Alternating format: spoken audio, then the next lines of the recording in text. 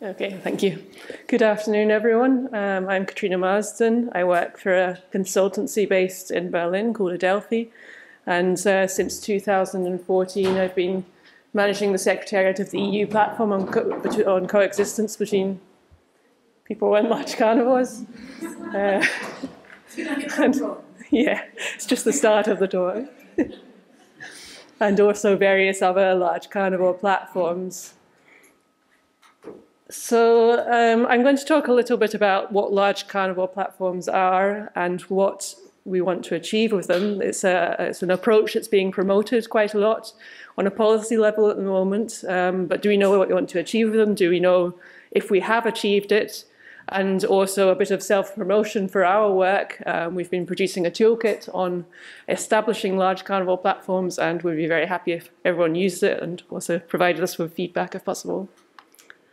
So the EU policy framework for large carnivore management, on the left-hand side we have, of course, the Habitats Directive, the regulatory framework that is provided for large carnivore management, the protected species rules, which animals can be hunted and not. So that's the legal framework. On the right-hand side, the implementation, and there's a range of different instruments that are used, the EU biodiversity strategy, guidance, and of course funding instruments such as LIFE and the Common Agricultural Policy. But what's being used more and more is this approach to engaging stakeholders, and the EU supports directly the EU Large Carnivore Platform, and also a project which Juliet's also been involved in establishing on regional to local large carnivore platforms. These are directly supported and promoted by the European Commission. But European policy also encourages member states and regions to set up their own participatory processes on large carnivores. So there are a lot of platforms being set up, but what they're delivering, do we know that they're delivering something useful or not? Yeah, just to make the point, so what are large carnivore platforms about? Are we talking actually about conflict between carnivores? Are we talking about conflict between people and carnivores? Or conflict between people and people? And it's perhaps the conflict between people and people that we're most interested in, really. But some questions that we should be asking ourselves right at the start of establishing a participatory process. So what geographical level are we looking at? What do we want to achieve? Is it less conflict? Is it better large carnivore conservation? Is it better regional collaboration? There's quite a lot of different topic areas that we could be looking at. Who's in charge? How neutral are they? Who's paying? It's a very important question generally. Who's facilitating? Who's involved? So which stakeholders should be there? How much decision-making power do we actually want to delegate? So do we want the stakeholders to be making decisions on large carnivore management? What's the baseline situation, large carnivores, the cultural setting, the conflict situation? And at the end, what have we actually achieved? Do we know that we've achieved the objectives that we want to? So this is our toolkit, advertising. There's the links to it. It's an overview of the considerations and the different steps to take in setting up large carnivore platforms, though it could also be applied to many other conflicts. What we should be watching out for, what we need to consider in advance, and links to helpful tools. So just to give some ideas of the different geographical levels, firstly, we have the EU platform, Coexistence between People and Large Carnivores. That's involving stakeholder organizations on the European level who are representing the hunters, reindeer herders, NGOs, and parks, for example. So it's not the member states themselves, it's the actual stakeholder groups. We have then regional platforms, so this is another initiative I'm involved in, the generic Balkan-Pindos Large Carnivore Initiative. It's a little bit difficult to say, DBARP platform otherwise, and that's in the Balkan region, and there it's really partly the kind of conflict between regions that we're looking at to an extent, regions where it's a difficulty collaborating on any topic, let alone large carnivores. We then have national large carnivore committees, such as the National Group on the Wolf and livestock raising in France. These tend to be more kind of information exchange platforms on a national level. And then we have the local platforms that I mentioned, so really looking at a small region, local level, a park, for example, bringing in the stakeholders who are kind of working on the ground, the farmers, hunters, etc., together, where it really affects their lives more personally. So you can see just from those few brief examples that we can mean very different things when we talk about large carnivore platforms and participatory processes. And not only are there different geographical levels, there are different purposes for the types of platforms. And you could have these different types of platforms on the same geographical level or on different levels. So you have, on the left-hand side, the least involvement of the stakeholders, information platforms, and on the right-hand side, the most, so where they're actually making decisions, say, on how many large carnivores can be removed from the population or real management decisions. I want to talk most about cooperation platforms. So these are the local to regional platforms which we've been involved in, where stakeholders do have some decision-making powers. They define the topics that are discussed within the platform, but they're not necessarily making policy decisions at the end. What's important to take away here is that not that one approach is right and one's wrong, it's just that it has to be clear at the start when you're engaging stakeholders in a process, how much decision-making power are you giving to them, so that they themselves are not disappointed by the process. They don't think that they're going to be making decisions on shooting wolves, for example, when in actual fact that's not a possibility at all because of what the Habitats Directive says is allowed. The example of the regional local platforms on large carnivores, so this was a EU pilot project in 6 regions in the EU, so addressing quite different issues in different places. In Harghita in Romania, for example, on bear conflict. Most of the others, livestock and wolves, which is the main conflict really on the European level. We had a very established process for these platforms, set up by a range of different actors, including Juliet, and led by the Institute for Applied Ecology in Rome. We were involved as a partner in this project and in some of the platforms particularly. But we had quite a thorough process, starting with scoping the situation, trying to understand what the background was, establishing a process with quite an intense phase of meetings, 6 meetings in 6 months for most platforms, and then allowing the stakeholders to determine the types of action that they wanted to carry out, and then finally a feedback and review stage.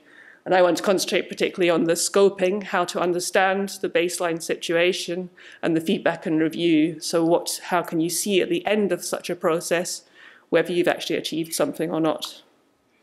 It's a lot of text, I'm not going to go into it, but we started with a stakeholder questionnaire where we went out and asked a very wide range of stakeholders who are potentially going to be involved in the platform about what the current situation was in the region. And what's perhaps interesting to highlight here is that we didn't just ask them about large carnivores and about how many livestock were taken, we asked them about their relationships with one another, so how they felt about other stakeholders who might be involved in the process, and for them to describe their relationships with other stakeholders.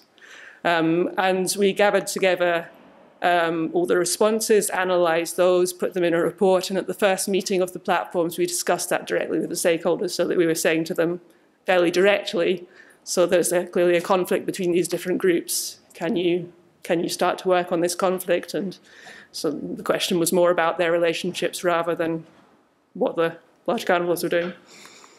A second tool that we used was a quantitative questionnaire at the start and the end of the process with a number of different questions. We used exactly the same survey in the first meeting and then around a year afterwards. And we compared a range of different dialogue processes, ones that had already been established for a long time, and new ones established under this EU pilot project. The survey itself was looking at the relationships between the different stakeholders and also their views on the impacts of large carnivores and what they thought that they could achieve through this process of stakeholder dialogue.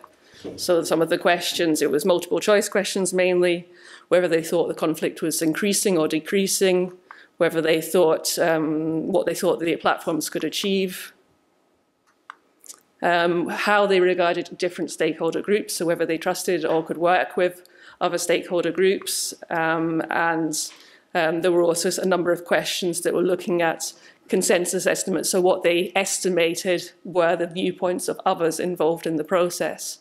And so this was a comparison before and afterwards. The results, we saw that from the analysis of different platforms that there was quite clear differences in the baseline situation in different regions that we were going into. So, for example, there was increasing conflict between these three different platforms. In Romania, there was a situation where people could already work with each other quite well. In Grosseto, it was in the middle, and in Spain, in Avia, it was a highly conflictual situation. And it just helped us to prepare, to understand what the baseline was, to know what types of conflict resolution processes could potentially work. Because if you don't understand what the conflict situation is that you're going into, then it's much more difficult to deal with it. The before and after survey, we did see that there were some impacts on the conflict situation based after the intervention. In particular, that although most participants thought that the conflicts regarding large carnivores hadn't changed that much, the conflict situation between the people involved had changed. So they trusted each other more. They could understand each other's positions more. They believed that they'd moved more from a situation of conflict between individuals to a situation of collaboration between individuals. What was more disappointing is that they thought that this was only concentrated on those who were directly involved in the participatory process. So there's less evidence that it's actually diffusing outwards, and that those who are not, for example, farmers who are in the region, who are not directly sitting on a platform discussing large carnivores, that their attitudes potentially don't change that much. So to conclude, there is some evidence that these kind of intensive processes of involving stakeholders in discussions do have results, at least with those who are directly involved. There's some, with our questionnaires, we didn't necessarily always ask exactly the same people, because people come in and out of these processes, so it can be difficult to judge how significant. The approach is fairly simple, and it gives a snapshot view and reads the mood of the group, and I think that's the most important message to take away, is to be able to understand a baseline situation and an end situation, and that gives you an idea of whether you're actually having an impact with a participatory process. Thank you.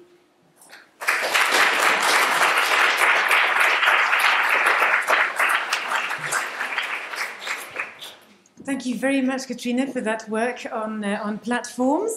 Yes, Guy, thank you very much. Any questions for Katrina? Yes, please, over here.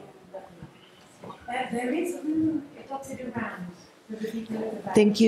Thank you very much for this. It's very interesting, and I'm going to be looking into it to apply in a place where we work. My question is, on particularly on the scoping stage, which is the one you described better. If I am a conservation program or an NGO, I'm part of the stakeholders, so I might have expectations for this platform as well, or expectations of conflict resolution. So would I lead that scoping project? Who can do it? So I am a stakeholder. How do you manage that situation? No, I think it's a good question, and it's not just the NGOs where that's an issue, it's also the managing authorities potentially. So we could say that whoever's organising a process has their own particular position, and it's quite difficult to take a step backwards from that. I mean, that was why with this process we worked very much with professional facilitators. So we brought in facilitators who could take a step backwards and say, okay, the people actually involved in organising this process are stakeholders themselves. They can also express their viewpoints, but that's their viewpoint also. And that's the difficulty if you don't have very much financing for it, and then it can be difficult. So the initial funding is also difficult. Yeah, I mean, I think it is important to have at least financing for some professional facilitation, and for someone who is able to take that step backwards and not have a viewpoint themselves.